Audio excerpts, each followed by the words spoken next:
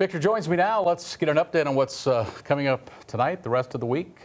A three-letter word, it sounds like, takes care of the forecast. Yeah, we'll be seeing that conditions are going to be hot, as you mentioned, talking about three-letter words. But we will be seeing a couple of isolated storms coming up over the next couple of days. That we have already seen an isolated storm that moved through Dickinson, which was a little intense for a little bit, as we'll see the Cherokee has remained dry. But we'll see that the radar has shown a little bit of rainfall out to our northeast, where the rain has been concentrated with partly cloudy conditions out from the Gateway Airport currently. Temperatures at 73 with humidity at 80%, so expect another morning with a little bit of patchy fog developing as south-southeast winds flow at 5 miles per hour. And we see temperatures across the area in the 70s and cooler where there's been some more clouds and showers. 73 over in Sioux Falls, 74 in Norfolk, and then traveling out to our east, we still see some low 70s as well, but Estherville has been cooler at 69 degrees, though they are getting close to saturation levels because dew points over there at 66, with most of Siouxland in the upper 60s and low 70s, and as well be dropping to the mid 60s.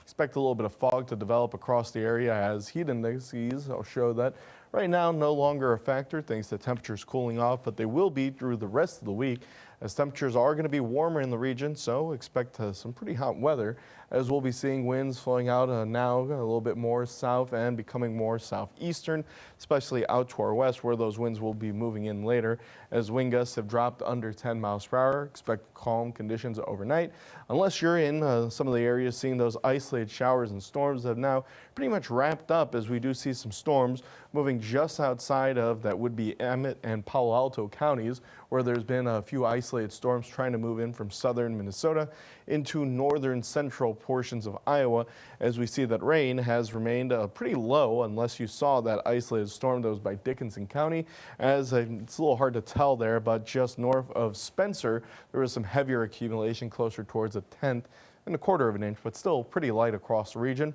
We'll see a few light showers and storms making their way through as conditions look to be clear and dry extending through the high plains, as we'll be seeing a little bit more of that, though there are a few sprinkles trying to form over the next few hours going through the morning on Wednesday and into the afternoon. Still hitting some of that northeastern corners of Siouxland, as I mentioned, closer towards central Iowa and I-35 as we see those storms moving through, with a few storms that then appear to our south, but accumulation across the area is still expected to be pretty light, as we'll be seeing with rain totals that remain on the lower end, as we see that the stormcast shows conditions here that are looking to be just a little bit cloudier going forward, with some mid-level clouds that clear up through the day on Thursday as we see those clouds moving out and more sunshine in the region before that warm front behind me starts to move in, and we'll settle into the warmer and drier conditions that bring in more humidity from the south, leading to increased heat index values as we see shower totals focused in eastern Siouxland, leading to a few tenths of an inch,